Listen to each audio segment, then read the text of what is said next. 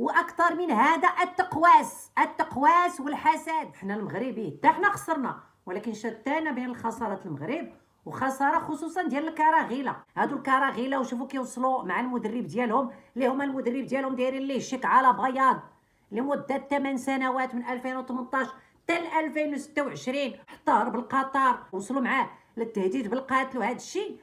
السلام عليكم وتحيه لجميع المتابعين، ان شاء الله تكونوا جميعا بخير وعلى خير.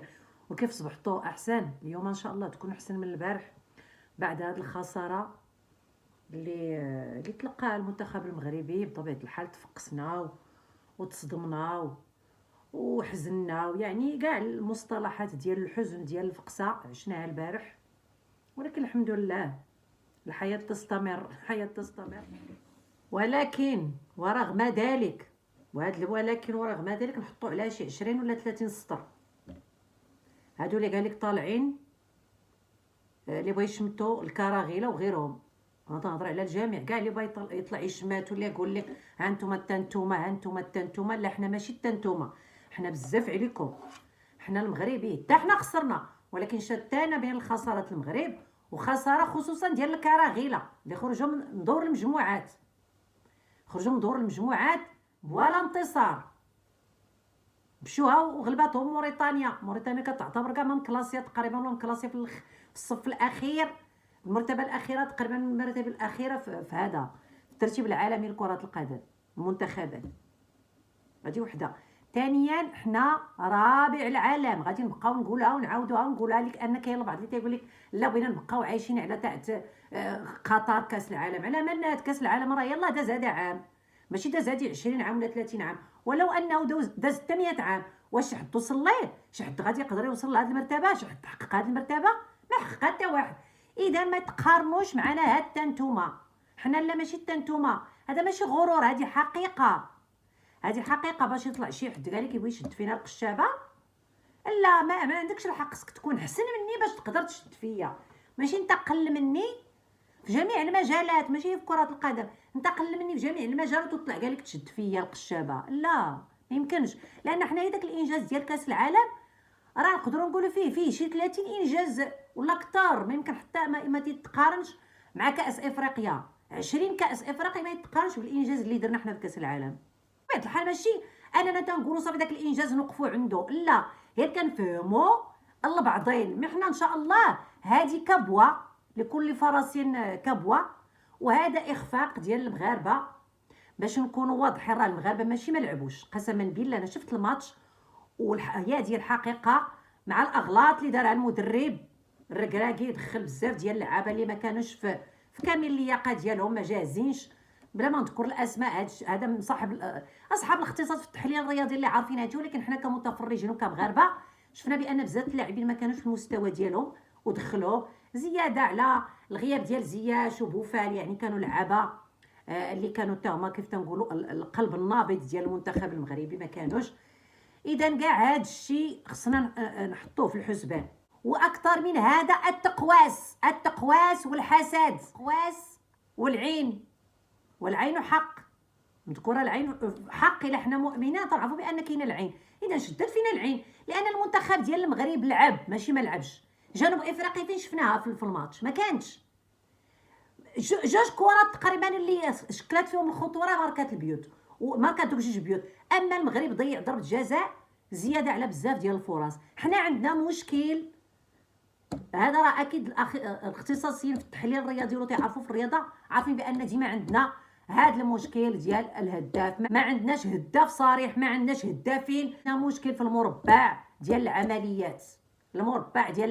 شكون اللي يكمل الهجمه ويماركي البيت؟ ما كاينش. المربع ديال العمليات هذا اللي خص المفروض يخدم عليه الركراكي. لا، ما بغيناش ان الركراكي يمشي، ولكن نحطوا عليها بزاف ديال الخطوط حتى هي ان الركراكي ما يخدمش العاطفه في اختيار اللعابه كلهم بحال اللي لا يقلي يدخل يلعب، ما يكونوش الوجهيات. ما تقولش هذا داير مع العاطفه ولا هذا وعزيز عليك وتدخلوا يلعب، لا، اللي فيه المصلحه ديال المنتخب اللي غادي يعطي الماكسيموم اللي في كامل اللياقه البدنيه ديالو هو اللي يدخل يلعب. هذه وحده. ثانيا بغيناك السر كراكي لانك عزيز علينا وفرحتينا في كاس العالم، وانت ولد المغرب ومغربي، وبغينا حنا ناخب مغربي اللي بقى يدرب المنتخب المغربي. بغيناك السر كراكي، وهذه لمصلحتك انت اكثر من مصلحه اي حد اي شخص اخر. مصلحتك انك هادوك الندوات الصحفيه ما باقيش دير شي تصريحات خارجه على الموضوع وتسبب راسك حتى انت انتقادات. اما وسائل التواصل الاجتماعي وهذا الشيء اللي طالعوا هاد الفيديوهات وهادو اللي طالعين تيشمتوا، خصوصا تنقولها ونعاودها الكراغيله، ما تدخلوش تشوفوا هذاك الشيء بصراحه، خليوهم يتفرجوا غير هما بيناتهم، يديروا هذوك الفيديوهات ويشوفوهم حنا ونشوفوهم حنا المغاربه ونتفقسوا. ما خصناش نحققوا لهم هذاك المراد او هذاك المبتغى ديالهم اذا ما نتفرجوش والو، بحال ما شفنا والو. انا ضد هذه الفكره ديال بعض اليوتيوبرز مغاربه الله يهديهم اللي تينقلوا هذيك الصور وهذيك الفيديوهات، هذاك هو المبتغى ديالهم، ان الفيديوهات ديالهم تنتشر، وانتم تتحققوا لهم هادو اليوتيوبرز وهاد المؤثرين تيحققوا لهم هذاك المراد ديالهم. اذا ما خصناش هذوك الفيديوهات ننشروها، طبيعه الحال تفقسنا وتقلقنا، ولكن غادي تدوز وتنبقاو احسن منهم. كاع هادو اللي بغا ينتقدونا وهاد بلا بلا بلا كلهم من الطرف الكراغيله وغيرهم اللي بغا ينتقدنا حنا راه تنبقاو احسن منه، بغاو ولا كرهوا. هادشي اللي كاين هذا هو الواقع، ماشي غرور، ولكن كي قلت هذا هو الواقع. الا بغا ينتقدوا ولا يهضروا يشوفوا هي حريرتهم، كل واحد عنده حريره فيها، واحد عنده حريره في بلادو وفي المنتخب نيت ديالو حريره الجماجم. حنا عارفين القيمه ديالنا وعارفين الانجازات ديالنا سواء في كره القدم وغيرها، اذا ما غاديش نشوفوا هذوك غير حاقدين وحاسدين وفاشلين، اذا ما غاديش نتفرجوا فيهم. حنا كي تنقولوا هذا اخفاق خصنا نتعلموا منه، وماشي مشكل، ماشي بحال حنا هادو الكراغيله وشوفوا كيوصلوا مع المدرب ديالهم اللي هما المدرب ديالهم دايرين ليه الشيك على بياض لمده 8 سنوات من 2018 حتى 2026. وشوفوا دابا المشاكل اللي وصلوا معاه، حتى هرب لقطر وغادي يدخل معاهم في حرب، وصل معاهم للتهديد، وصلوا معاه للتهديد بالقتل. وهذا الشيء خطير، الله ينجينا وينجينا من بحال هاد الكنز هذا. بزاف عليهم انهم يوصلونا وعارفين راسهم بانهم ما غاديش يقدروا يوصلونا، عندهم خصهم سنوات ضوئيه باش يقدروا يوصلوا للمغرب. هاد الحزن هاد الفقسه غادي تدوز، جاينا ان شاء الله كاس افريقيا غادي تنظم في المغرب، وتنتمناو ما يكونش باقي عند المدرب هذا الركراك اللي تنتمناوه بطبيعه الحال يبقى مع المنتخب، ما يكونش عنده ان شاء الله هو واللعابه عذر ديال الطقس والحراره والرطوبه وهذا الشيء، ما يكونش هذا العذر، هذا اولا. وثانيا الاغلاط يتعلم منها الركراكي ان شاء الله، ما نتقبلوش باقي منه اغلاط على جميع المستويات. كاع هذا الشيء اللي قلنا وقالوا بزاف المحللين، اللعابه يختار يدخل لنا اللعابه اللي قادرين يموتوا على القميص ويكونوا، ماشي تنقولوا تنقصوا من هاد اللعابه اللي لعبوا، لا، ولكن يكونوا في كامل اللياقه البدنيه والنفسيه ديالهم باش يقدروا يعطيو البلاد ويعطيو القميص، يحمروا وجه القميص كيف طبيعه الحال حمروه لينا، حمروا لنا وجهنا في كاس العالم. باقي كؤوس اخرى وبطولات اخرى ان شاء الله غادي يشارك فيها المغرب وان شاء الله ويفوز بها ويفرحنا.